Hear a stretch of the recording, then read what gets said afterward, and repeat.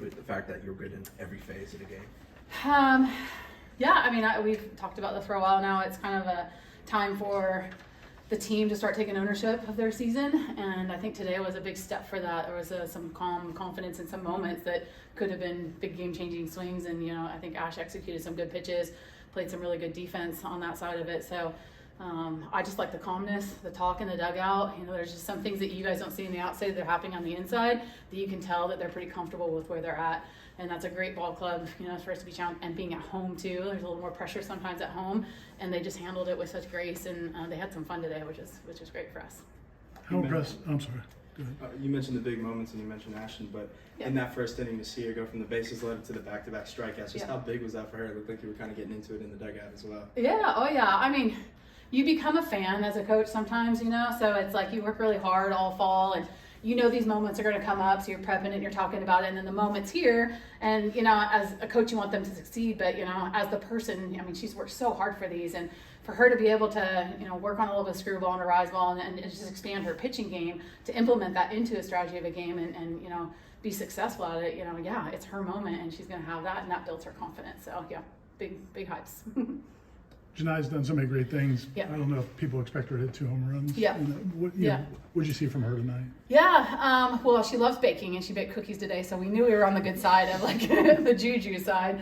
It was funny, as she's coming in for a second home run, Jay's like, I'm going to get a chef's hat maybe, or something, and I'll get after it. But, I think the experience starts to show up right now too. So you get into this part of the season, and, early on I think some seniors start to press because, I need to be this my senior year, to then starting to relax. Man, I've been in these games before. I know what this is like. I know what I'm looking for. And so I think as you get to later in the season, you rely on some senior leadership. And, she's been having great outings. And, we moved her up into the 3 spot to get a little righty-lefty, but then she's just locked in on doing Janai. And, that's we know she's capable of doing. So, yeah, good day for her. What did it mean to you to see the support from the crowd tonight, the support from the opposing coaching staff? Yeah, I don't know if you know what you're getting into this, if I say sisterhood of breast cancer and survivors and people that are going through it, and then you realize just how big the game is. When I say the game, just sport in general, Florida State family, softball families, just the outpouring of high schools and club teams, and so I think that, of course, Tim and, we recruit against each other a lot. We know a lot of those kids. I know their families, and it brings you tears, and the umpires got tears, and everyone's, oh my gosh, you guys stop, I'm here and I'm live and I'm kicking, and, so I don't know how I'm going to move forward, trying to be is thankful for everyone's support, and but also realize it's a really cool moment to raise up all the people. I go to treatment with 60 people in there, getting treatment, and some people are taking taxis to come in, and I got a full posse of people supporting me, so it's very grounding, emotional, it's just super cool. But I think this is when we all see that sport is bigger than the sport, and that was outstanding by Florida today. Yeah. The way the I know, it's okay. I didn't ask a question. Yeah, no worries. Yeah. Coach, can you talk a little bit about what goes into whether or not you're going to have Ashton hit or not? Because I think this is the first time where she didn't hit. Did you want to just concentrate on being in the circle tonight? What was the thought process? Rothrock, I think, is, pretty dialed in against lefties. She's got a good mix of things that, I think righties are 100 points higher in her. So you look strategy-wise, you look at the moment. Is it a bases-loaded moment? Is it a one-out moment? So we had her ready to go if we wanted to, or even Annabelle, could slide into the Potter spot if we needed to. But Annie's been doing a great job of just scratching out things that we need to do too. So, she was ready to go if we needed her at any point. And I think that we have done that all season, it's given her chances to get some swings. So for this time of year, but yeah, just to present itself. There's so many things that can affect athletes, just emotionally, just things going on. So just the way they handled all this and went out and executed and play, how impressed were you? Yeah.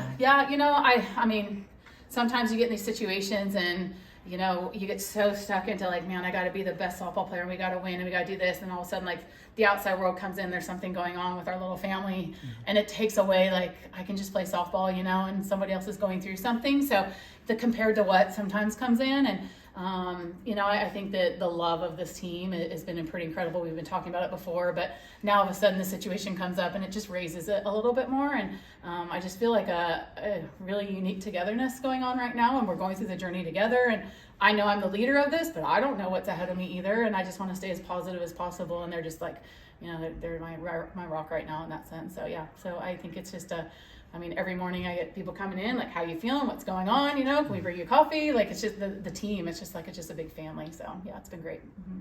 You talk about the defense tonight. You have Gisani with the play at third, the diving double play in right field. Just to see them grow in that area, how big was that, especially tonight? Yeah.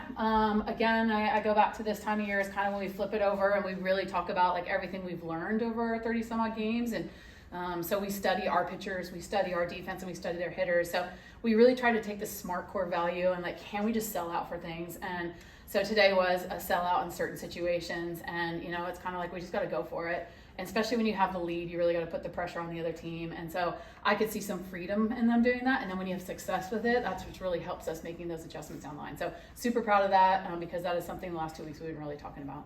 When's the last time you had a team with the synergy that this group has at this point of the season? Yeah, I would say 2017 we had a really good synergetic team, and it didn't get to the outcome that we wanted, but I think it catapulted us into 2018 and how important that was.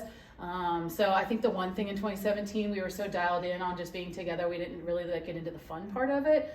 And we've been having a lot more talks about, man, we are really, but can we enjoy these moments? Annabelle, can you enjoy it? Michaela, I know you're counting down, but like, can you enjoy it? Because it's hard when you have 9 seniors, they know that there's an end to this and they really like where they're at, but like, you can't hold on to it. It's going to come. And so I think if we can free up a little bit of that, then you start to play free and really enjoy the last part. Coach, quick question on the rivalry. Yeah.